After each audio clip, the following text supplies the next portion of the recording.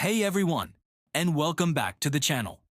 Today, I'm going to show you how to fix one of the most common issues in any home, a small, unsightly hole in your drywall. Maybe it's from a doorknob, a stray piece of furniture, or just an accident.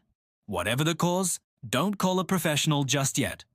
This is a simple, quick, and satisfying DIY fix that anyone can do. By the end of this video, that hole will be a distant memory. Let's get started. First things first, let's talk about tools and materials.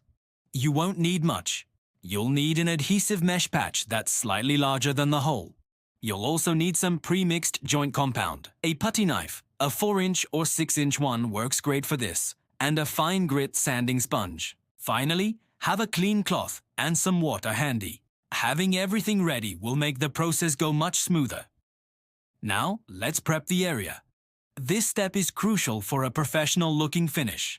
Take your clean cloth and wipe down the wall around the hole to remove any dust or debris. If there are any loose pieces of drywall or paper, gently remove them with your putty knife or utility knife. You want the surface to be as clean and flat as possible before you apply the patch. A smooth start guarantees a smooth finish. With the area prepped, it's time for the patch.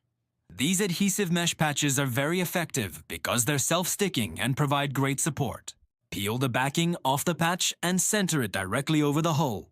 Press it down firmly, making sure all the edges are stuck securely to the wall. Run your fingers over it to smooth out any bubbles or wrinkles. This mesh is what will hold the joint compound in place and prevent the hole from cracking in the future. Next up is the joint compound. Open up your container and scoop a small amount onto your putty knife. You don't need a lot for the first coat. The goal here is to apply a thin, even layer that completely covers the mesh patch. Start from the center and spread the compound outwards. Hold your putty knife at a slight angle and use long, smooth strokes. Feather the edges by applying less pressure as you move away from the center. This will help the patch blend seamlessly with the rest of the wall. Now for the hardest part, waiting. The joint compound needs to dry completely.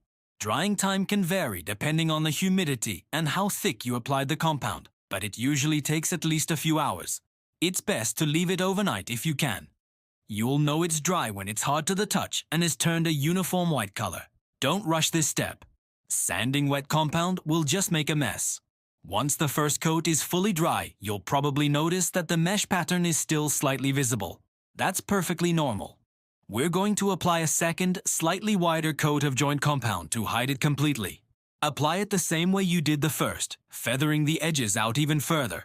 This second coat will fill in any imperfections and create a perfectly level surface.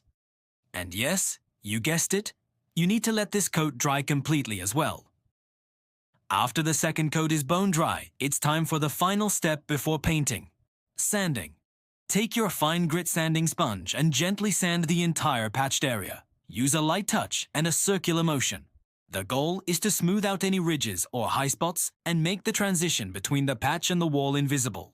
Be careful not to sand too aggressively, or you might expose the mesh patch underneath. Every so often, run your hand over the surface to feel for any uneven spots. Once you're satisfied with the smoothness, take your clean, damp cloth and wipe away all the sanding dust. This is important for getting a clean paint job. And that's it. You've successfully patched a hole in your drywall.